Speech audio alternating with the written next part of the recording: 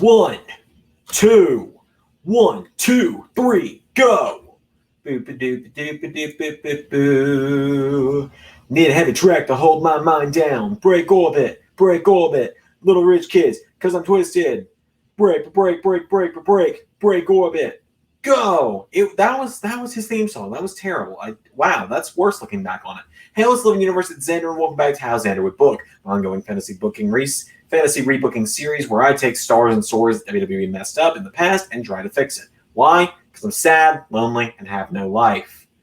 Today I'm wearing all red in celebration of the Red Arrow. We're doing a follow-up to last month's Sami Zayn episode that I did talking about, and now we're talking about the man that created forgot, Neville.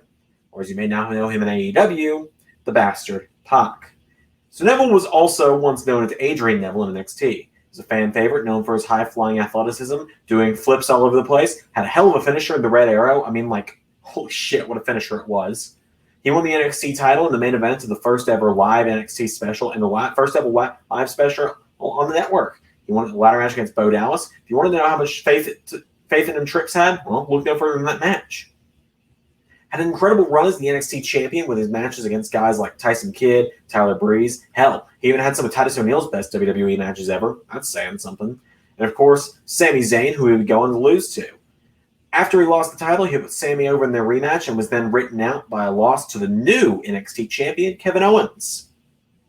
Then, on the night after WrestleMania 31, my favorite WrestleMania, my first WrestleMania, probably has something to do with the bias, don't judge me, we got a vignette for Neville, and then immediately out he came, which is refreshing after the last few years of coming soon with NXT call-ups, not going to lie. He lost his first name, got a quick one over Curtis Axel, I think. I can't be bothered to look it up again. He would get enhancement wins on Raw and SmackDown, only then lose to WWE champion Seth Rollins within his first couple of weeks. He then had a title match with Seth for the belt a few months later, got the biggest holy shit moment I've ever seen on an episode of Raw, where we all thought he'd actually won the title for a moment with the Red Arrow until the referee revealed that Seth's foot was on the ropes. He had a short feud with Wade Barrett, who then became King Barrett. He beat him at Extreme Rules, lost to him at King of the Ring, and then he went into a seemingly endless feud with Stardust, who I never thought I'd be talking about on YouTube, if I'm honest. Really didn't. Stardust and Neville wrestled one another so many times, in fact, that WWE, in fact, really started doing a comic book-style matchup screen every time that they were scheduled for a match. This started as a way to bring Green Arrow actor Stephen Amell into WWE for a SummerSlam match against Stardust, and Barrett, of course. Neville actually did most of the work in this tag team match with Amell, and he got the winning pinfall. Stardust aligned with the Ascension to make the Cosmic Wasteland and target Neville, while Neville then teamed up with the Lucha Dragons. Side note, none of those 6 are in WWE anymore. After the seemingly endless feud finally ended, Neville found himself stuck in the lower card of the show. He was continuously on shows like Main Event Superstars. He had, for the most of his run, nothing. He was in the WWE title tournament when Seth went out injured, but was out in the first round. Also, Titus O'Neil and Kalisto were in that tournament. He was the only one eliminated for his team at Survivor Series, eliminated by The Miz, by the way. Had a decent run in the Rumble, credit to WWE. He was supposed to be in the IC title ladder match at WrestleMania before he snapped his ankle to bits against Chris Jericho on an episode of Raw before WrestleMania. He was replaced by Zack Ryder, who would go on to win the IC title. Was Neville supposed to win that match? Reports may vary. I genuinely don't know. He returned from injury during the draft where he was put on Raw. Stephanie McMahon teased that he would be a great addition to Raw's new cruiserweight division that was coming with the draft. But when he returned, he got a quick win over Curtis Axel again. And then he started losing to the likes of Kevin Owens and, most bafflingly, Bo Dallas? What? What? He teamed with Sami Zayn on the SummerSlam pre-show. We've talked about this. Continued to be a jobber to the stars and Bo Dallas. I'll never get over that. Anyway, he finally re-emerged at Roadblock End of the Line. I've said my piece on the name of that pay-per-view. We're not doing it again. He attacked the competitors of the Cruiserweight Championship Triple Threat, which was TJP, Brian Kendrick, and Rich Swann. Made his presence known, and from there, the King of the Cruiserweights was crowned. He ripped the title from Rich Swann at the Royal Rumble, and was one of the best things on Raw for quite a while, if you ask me. He carried himself in a way like he was actually disgusted to be there at all times, which, now knowing what we know, kind of was. He would cut fiery promo after fiery promo. He had killer matches with guys like Ali and Tozawa. He dropped the title to Zawa for a minute before he lost it to Enzo Amore, who won it by kicking Neville in the penis and rolling him up. Side note, all outside of the ring stuff to the side, Cruiserweight champion Enzo was actually pretty entertaining, not going to lie. But after losing the title to Enzo, Benjamin Satterley was so disgusted with his place on the card that he actually walked out of WWE during an episode of Raw when he found out that his title rematch was a random mid-card match that he'd be losing clean. He took his ball and he went home. From there, he was in contract purgatory for a year because of contractual issues. Rumors spiraled that he was coming back, something had been worked out, so on and so forth. But eventually, August of 2017, his contract was unfrozen and he was free to go where he pleased with no non-compete clause. After that, the rest is AEW history. But that's not what we're here for. The first huge botch of an NXT call-up, at least the first one that comes to mind for me, at least Big E had the IC title for a while. Bo Dallas was destined to fail, and there hadn't been many others before Neville. You know what? Scratch that. The Ascension said hello in that time. Anyway, let's get to it, because I really want to do this. So, we're going to keep Neville's entire first run the same. His debut all the way through Payback. He still has that great Raw match with Seth Rollins. He can still lose there, because you can lose matches without being buried, as long as your story has direction. He beats Barrett because of Bryan being injured. He doesn't win King of the Ring because, you don't want a king gimmick like that stuck on him. And this is where our story really begins. The Elimination Chamber. Elimination Chamber is announced to be returning, and it's announced that there will be a chamber match for the now vacant Intercontinental Championship due to Daniel Bryan's injury, which in real life was advertised as Sheamus, Dolph Ziggler, R-Truth, King Barrett, Ryback, and Rusev, the latter of whom would be replaced by Mark Henry due to injury. So that match was a mess. Mark Henry's pod broke open mid-match before he was supposed to enter. Sheamus' pod got stuck, or so 99% of YouTubers will tell you that it legit got stuck. No, it's actually pretty clear he stuck his cross in it to keep himself out of the match even longer. They just did a bad job showing it, or telling for that matter. Dolph literally stopped mid-match to direct traffic, and then Ryback won. So yeah, literally anything is better than that. Side note, Rusev was supposed to win, but he was injured. Instead of the 6 that were in it in real life, we're going to replace R-Truth with Neville. Because my God, why was R-Truth in there? What did he win? Was it because he stole the title on the road to Mania 31, that weird story of everyone running around with the belt? Maybe. Anyways, Neville's in the chamber with Ryback, Ziggler, Barrett, Sheamus, and Henry. If Rusev hadn't been injured and forced out of the match, then he obviously should have been winning the title in this match. But we're going to take what we got, because you can't undo an injury. The winner of this match is obviously Neville, if you couldn't tell. If we're lucky, the match won't be an absolute mess, and ideally the finish would be a red arrow off the top of the pod onto Sheamus for the win. Bryan endorses Neville after the match, and Neville is the Intercontinental Champion. The reason we give it to Neville here is, 1, the Intercontinental title is traditionally the workhorse title. 2nd, nothing came out of Ryback's title reign other than some terrible Miz and Big Show matches.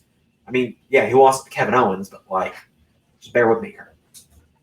Neville's now Intercontinental Champion. His first feud is not with the Big Show, not the Miz, but Cesaro. Because around this time, Cesaro was getting a small push due to the unfortunate injury and now retirement of Tyson Kidd. He had a series of matches with John Cena around this time for the U.S. title. So after his matches with Cena, Cesaro is going to use that as some momentum to challenge Neville, saying that he may not have been able to beat John Cena, but he knows that he can out-wrestle Neville, and he wants the Intercontinental Championship. So Cesaro and Neville are going to go at it at the Money in the Bank pay-per-view, literally 2 weeks after Neville wins the title. Neville ultimately wins that one. Next night on Raw, the Beast in the East special is announced, and it's announced that Neville is going to defend the Intercontinental Championship at Beast in the East against Chris Jericho. The show will be main evented by Balor versus Owens for the NXT title, because Cena and Ziggler versus Barrett and Kane is not a bigger match than that. Just felt like I needed to say that real quick.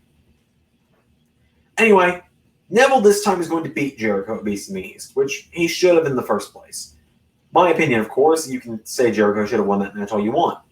After that match, have Jericho endorse Neville, give him a handshake, cut a promo, calling him a future top star. Same way he did with Balor and Nakamura during the Japan tours the following years, in 2015 and 16. After this, we're on the road to Battleground. So, again, another 2 weeks later for a pay-per-view. Neville can have the title feud with Miz if he must. Miz tried to convince Neville to lay down for him and give him the IC title so it can be in the hands of a true poster-worthy face. Neville kicks him in said face. Red arrow, 1, 2, 3. SummerSlam, We have to do the Stephen Amell stuff, don't we? So here's an idea, because I don't want our Intercontinental Champion to be involved in a pay-per-view tag match. So here's my idea.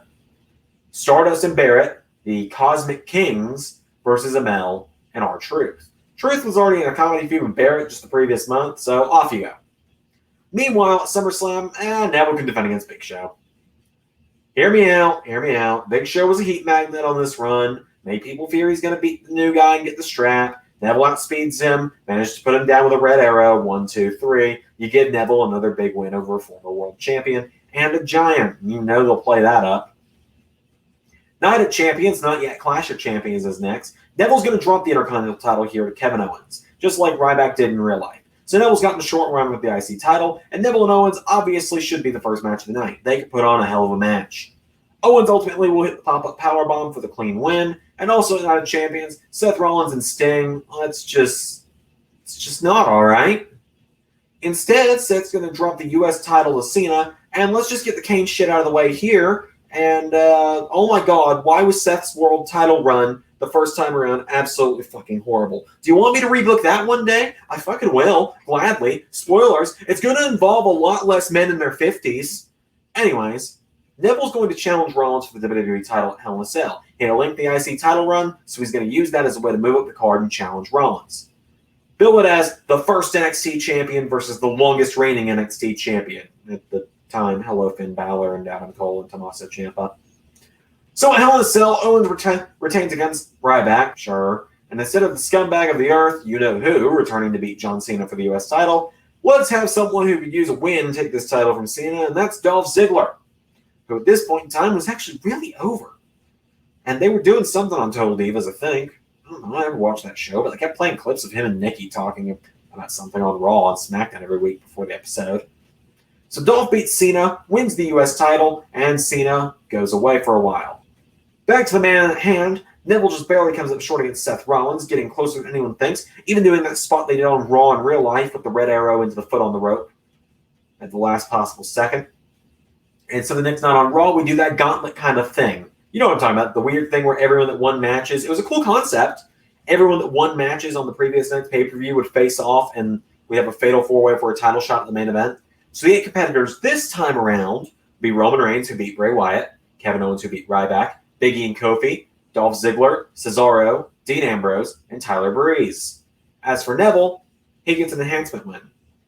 In case you want me to explain those 8, Roman beat Bray, Owens beat Ryback, New Day beat the Dudley Boys, Ziggler beat Cena, Breeze got a pre-show win over R-Truth, and Cesaro filled in for Randy Orton to help Dean Ambrose beat Luke Harper and Braun Strowman. The matches on Raw are Kofi versus Roman, Owens versus Cesaro, Breeze versus Ziggler, and Ambrose versus Big E. Roman wins the fatal four-way against Breeze, Owens, and Ambrose, pinning Breeze, who had entered this match by Summer Rae helping him cheat to pin the United States champion. It'll be a fun match at Survivor Series, I guess. Actually, I think it was in real life, wasn't it? So the next week, Seth goes out with his knee injury. I'm keeping that. It's cheating otherwise. So we have to have the 16-man tournament. So that tournament will be a very similar bracket to real life, except we're swapping a couple people out. Ziggler versus Miz and Ambrose versus Breeze are going to be swapped around match-wise. Breeze and Ziggler are going to cost one another their first round matches, which allows Miz and Ambrose to advance to the second round instead of Ambrose and Ziggler. So in the quarterfinals, Ambrose beats Owens, Neville beats Miz, Reigns beats Cesaro. That was a fantastic match, and the other match happens. In the semifinals, Ambrose goes over Neville, Reigns wins his match, but Neville, of course, gets another big chance to shine. So I'm not touching the Sheamus WWE title reign or League of Nations thing with a 30-foot pole. You can't make me. At TLC, Neville's involved in a triple threat match with Ziggler and Breeze for the U.S. title. Breeze wins because the poor guy never got a real shot, and I actually believe Ryback about him being screwed. He was over with this Summer Rae stuff. Ziggler takes the pin, but that at least keeps Neville on the card. Royal Rumble, we're going to keep things pretty similar. He's going to get a good showing, eliminate some undercard guys like Stardust, maybe even have him eliminate someone bigger than him, like Kane or Big Show, for a nice photo op spot. So now we're on the road to WrestleMania 32. Neville has a quick feud with Sheamus. Why not? He beats Sheamus before the whole New Day versus League of Nations thing happens. And anyway, unfortunately, this is where Neville goes out with an injury on the road to Mania. Again, I don't really want to cheat. So now we're going to have to time jump a few months. Neville returns on the road to SummerSlam, gets wins over the likes of Axel, and he actually beats Bo Dallas this time across the next few weeks, and he's still going to team up with Sami on the SummerSlam pre-show. And now here's where we're going to speed through with me just kind of recapping that Sami Zayn rebooking. Go on, watch it. You know you want to. Anyways, Sami and Neville win against the Dudley Boys on the SummerSlam pre-show, parlay that into a tag team championship match with the New Day at Clash of Champions. They lose gracefully there. Neville snaps and turns on Zayn the next night after they lose to the Bar. They have a match the next week, or they have a match at Hell in a Cell. Neville's going to take advantage of Sami being a Care Bear, use that to knock Sami out and bring to Saturn. Later that night, Neville attacks the Cruiserweight division and rips the title away from TJ Perkins on the road to Survivor Series. Brutalizes Kalisto at Survivor Series, then sends Sami Zayn packing to SmackDown the next night. So, now that we've had that little recap, let's get into the thick of it. Neville's going to cut that same promo he cut in real life on Raw a few weeks later. He's going to rip into Sami Zayn, dub himself the king of the Cruiserweights, and it's announced that he will defend the Cruiserweight title the next night on the debut episode of 205 Live against Rich Swann. Kind of like what Brian Kendrick did in real life, except Neville's going to retain. So for the next 9 months, Neville is going to run through the Cruiserweight division. Roadblock, Rich Swann and Brian Kendrick in a triple threat. Royal Rumble, TJP. Fastlane, WrestleMania, Payback, and Extreme Rules. Gallagher and Aries, that's the last we speak of them. That's it. We're not talking about them ever again. Great Balls of Fire. This time he's going to be feuding with Mustafa Ali. Those two make magic every time they step in the ring. Go watch some of their Raw and 205 Live matches. Great Balls of Fire. Neville uses underhanded tactics to beat Ali, and at SummerSlam, give these two a grander stage than the pre-show. Let them go nuts. Ultimately, Neville finally has his crown ripped away as Ali overcomes him and becomes the new Cruiserweight champion. Ali beats Neville in a rematch on Raw, and Neville's going to vanish for a few weeks now. Not for too long. Hopefully Neville, knowing that there are bigger things in store, isn't going to walk out. Now, if you want this to be in your mind where he walks out, you're welcome to. But I'm getting us a little further than this, because we're going to pretend he's sticking around thanks to good stories and a push. So from here, it's more of a what if he never walked out situation. So here we go. After losing the Cruiserweight title at SummerSlam and his rematch on Raw, Neville goes away for a few weeks. He vanishes until Survivor Series, actually, where after the Miz and Rusev match, which if you watch my Sami Zayn and other rebookings, you'll know that Rusev is U.S. champion instead of Corbin, Neville returns and crashes the party. He brutalizes Rusev with a chair, he breaks it over the back of the Miz, and it's unclear where his direction is. It's revealed the following night on Raw that Neville has officially been transferred over to SmackDown Live, and once on SmackDown, he finds himself there to kill everyone in sight. Neville's first target is Rusev, who he's going to snatch the U.S. title away from. As you can see, I've done a bit of plan changing from the previous bookings. So Neville's going to take out Rusev to win the U.S. title at Clash of Champions in December. At the Royal Rumble, he enters the match itself and enters early. Lasts a while, eventually gets eliminated. Nakamura wins the Rumble like real life. Neville then kills Dolph Ziggler at Fastlane. And at WrestleMania 34, he is the one to drop the U.S. title to Daniel Bryan, not Chad Gable. I've got other ideas for Gable at some point in time. We might talk about him another day. We'll see. From there, Neville is just easily a guy who can jump between the divisions. Whether you want him going for the U.S. or IC title, or even the WWE or Universal title, he'd be ready. And that's kind of what I was saying I had to do here. The thing is, not everyone can win the world title or hold a title at all. Not at all times. Across the period of 2015 to 2018, we booked him to be the IC champion, Cruiserweight, and United States champion. Holding all of them for decent amounts of time, had a high-profile match at 2 different WrestleManias, and he's someone that can take the world title and run with it believably. I wanted to give him the world title and let him run somewhere in here, but unfortunately there are stories that needed to be told, like AJ versus Nakamura, and Lesnar's Universal title run is something I couldn't avoid. Anyway, Neville versus Lesnar is not a match I think that should be booked. At least I couldn't do it correctly. Ultimately, that's how I'd give Neville a good few years as a solid upper mid-card to main event character. And if he still wants to head out, I'd wish him the best of luck. He's done great stuff on the indies, and if LS11 Universe were to ever blow the forbidden door off the hinges, I'd love to have him back. But yeah, what do you want to see me book next? The hell of a time to jump into wrestling with 2014. So I've got about 7 years of terrible shit I can fix.